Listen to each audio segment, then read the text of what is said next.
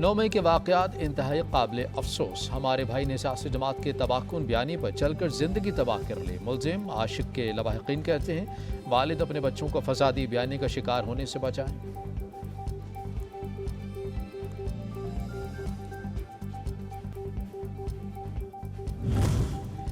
अफवाज पाकिस्तान से इजहार यकजहती, मुख्तलिफ मकातिब फ़िक्र और सियासी शख्सियात का जिना हाउस का दौरा। मुश्तरका एलामिया में कहा कायद की तबाहाल रहायशगाह को देखकर इंतहाई दुख हुआ। शरपसंदों को करार वाक़ई सज़ा मिलनी चाहिए।